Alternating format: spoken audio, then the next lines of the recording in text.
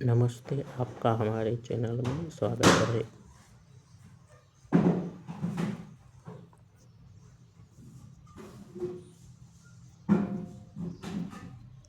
केंद्र से परिधि की ओर संसार यात्रा, परिधि से केंद्र की ओर आध्यात्म यात्रा। आत्मा पर जोर है, यह सतत अभी यहाँ अपनी जगह अपने आप में रहना है, स्वयं को अनुभव करते हुए।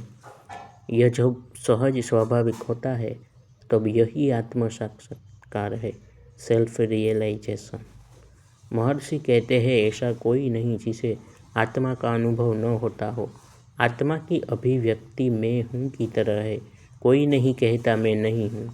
आत्मनिषेध असंभव है, आत्म स्वीकार ही संभव है, यह केंद्र स्वीकार है। समस्या परिधि पर रहने के कारण आती है। यह आदत इतनी दृढ़ हो जाती है कि चित्त हमेशा परिधि पर ही रहता है, केंद्र छूट जाता है। यद्यपि संबंध तो बना ही रहता है मूल होने से। चित्त परिधि पर रहता है मन के विचारों के कारण। विचार केंद्र से दूर परिधि पर ले आते हैं। फिर आदत ऐसी बनती है कि चित्त विचारों में ही खोया रहता है, परिधि पर रहता है। यह ऐसा है जैसे घर में रहकर घर को भूल जाना, घर को खोजना, हंसा सूद कर अपनाओ जैसा। गुरु उस घर की याद दिलाते हैं, कहते हैं तुम घर में ही हो। दूसरे शब्दों में तुम जिसे खोज रहे हो वह तुम ही हो। आत्मा स्वयं के अस्तित्व अनुभव के रूप में हर हृदय में है, यह साक्षात स्वयं है। अपने होने का अत्यंत स्पष्ट अनुभव, प्रत्यक्ष अनुभव। लेकिन जब आत्मा शब्द मन बुद्धि के पाले में होता है, वे उसे विचार की तरह देखते हैं। क्या हम हमारे होने का अनुभव केवल विचार मात्र है? फिर क्यों हम आत्मा शब्द को विचाराधीन रखते हैं, सोचते हैं पता नहीं क्या है, यह आत्मा नहीं, यह स्वयं है। फिर इतने जीवात्मा कैसे है? कारण है आत्मा मूल में एक ही है, परमात्मा। सभी शरीरों में सीमित प्रतीत होने के से मानो अनेक जीवात्मा हो जाते हैं। अनेक जीवात्मा है ही नहीं, एक ही आत्मा है, परमात्मा, जिसके लिए श्री कृष्ण कहते हैं मैं सबके हृदय में विद्यमान आत्मा हूँ। आत्मा अर्थात स्वयं, इसी के कारण सबको स्वयं का अनुभव होता है, यह केंद्र है। इस केंद्र में सहजता से विश्राम पूर्वक रहना ही आत्मा में स्थित होना है।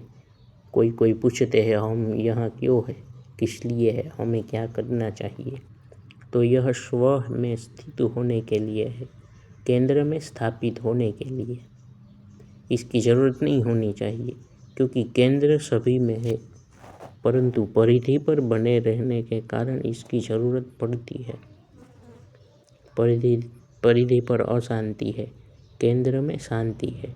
कोई भी आदमी अपनी जगह अपने आप में सहजता से रह सके तो वह शांत है, स्व में आत्मा में रहने से स्वस्थ है, आत्मस्थ है। उसने मंजिल पा ली है, वह अपने घर में है। यह सबको उपलब्ध है। परमात्मा स्वयं के अनुभव के रूप में हर हृदय में विद्यमान है। इसलिए स्व में रहने के प्रयास को भक्ति भी कहा है। प्रायः लोग स्व को, स्वयं को अहंकार के अर्थ में लेते हैं, मगर आत्मा तो निरअहंकार स्वयं है, अनादि अनंत सर्वव्यापी। होने के अनुभव को अपना माना जाए तो अहंकार है, परमात्मा का जाना जाए तो निरअहंकार है। इसलिए अपना शब्द का प्रयोग किए बिना होने का अनुभव करना चाहिए, बल्कि निर्विरोध होने देना चाहिए। करने और होने में फर्क है। करने से ऐसा लगता है माने हम कर रहे हैं, जबकि वह तो हो रहा होता है अपने आप। चित्त इसके साथ बहे, बजाय तैरने के, तो सहज स्वाभाविक अवस्था अपने आप प्रकट होती है। केंद्र में आना रहना इससे सहज संभव होता है। परिधि पर रहने का अर्थ है कहीं और रहना, तब वहाँ सुख शांति विश्राम तो केंद्र में ही संभव है। हम रहते हैं परिधि पर, वहाँ सुख दुख शांति अशांति का द्वंद्व है। चुनाव जारी रहता है, यह होना चाहिए, यह नहीं होना चाहिए के बीच। चुनाव परतंत्रता है, अचुनाव स्वतंत्रता है। जब जैसा भी अनुभव हो, सात्विक, राजसी, तामसी, उसे तटस्थ भाव से सिर को जानते रहा जाए। कुछ भी करने की जरूरत नहीं, वह हो ही रहा है। गीतानुसार प्रकृति के गुण सब कर रहे हैं, ऐसा अनुभव करने वाला स्वतः आत्म स्वरूप को प्राप्त हो जाता है। प्रकृति के सारे अनुभव सतह पर है, उन्हें बिना प्रतिरोध किए होने दिया जाए तो स्वयं की गहराई अपने आप मालूम पड़ने लगती है। कोई आपकी उपेक्षा अनादर करे, आप उसे बिना विरोध होने दे, तो आप उस व्यक्ति से ज़्यादा गहरे में होते हैं। विरोध करने जाएं, रोकने जाए तो आप भी सतह पर आ जाते हैं। वास्तव में हमारी उपेक्षा अनादर करने वाला हमारा ही प्रक्षेपण होता है। अपने प्रक्षेपण को रोकने के लिए अपने केंद्र को छोड़ देना बड़ा महंगा सौदा है। आदर अनादर बड़ी क्षुद्र घटना है। गहरे में जो है, जिसे थामे रहना होता है, hold on to yourself, यह कोई मामूली बात नहीं है। मूल में तो परमात्मा ही है। अनादर तो ठीक, कभी कभी हम आदरकर्ता को भी रोकना चाहते हैं, जबकि वह भी हमारा मानसिक प्रक्षेपण मात्र है। उसे भी नहीं रोकना चाहिए। किसी को लग सकता है कि देखो अपना आदर करवा रहे हैं, वास्तव में तो हम केंद्र में रह रहे होते हैं। आदर अनादर की बातें परिधि पर, सतह पर छूट जाती है। आदमी सम्मान भी सतही है, आदर सम्मान भी सतही है। सतही को रोकने के लिए गहराई क्यों छोड़ना, गहराई में ही क्यों न बने रहना। आदर अनादर में समता जिसे कहा है, वह समता भीतर स्वस्थ केंद्रस्थ रहने से घटित होती है।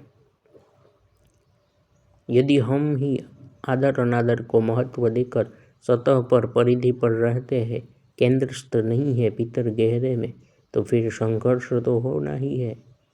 कोई आदर करेगा, कोई अनादर करेगा। अनादर करने वाले को बता देना चाहेंगे हम कौन है, तथा आदर करने वाले पर निर्भर हो जाएंगे उसका सहारा मिलने से। जब अनादर होगा, आदर करने वाले को ढूंढेंगे। जब दुख मिलेगा, सुख देने वाले को याद करें। यदि उसकी मृत्यु हो गई तो चाहेंगे काश वह आज होता। ये सब अहंकार के खेल है। जो भली प्रकार से स्वयं में स्थित है, स्थापित है, वह निर्द्वंद्व है। स्वयं में अर्थात मूलतः परम आत्मा में स्थित होना जो सबसे आसान है। इसके लिए पर की से स्व की ओर, अनात्मा से आत्मा की ओर लौटना ही पड़ता है। हम सबके लिए बाध्य है। तत्काल यह संभव होता नहीं। इसलिए श्री कृष्ण मनोवैज्ञानिक आध्यात्मिक उपाय बताते हुए कहते हैं, क्रम क्रम से अभ्यास करता हुआ उपरति को प्राप्त हो तथा धैर्य युक्त बुद्धि के द्वारा मन को आत्मा में स्थित करके आत्मा के सिवा और कुछ भी चिंतन न करे।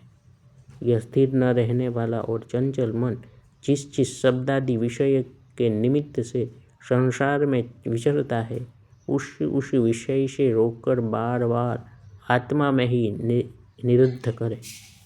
ततस्तो नियम्येत तदात्मन्येव वशं नयेत।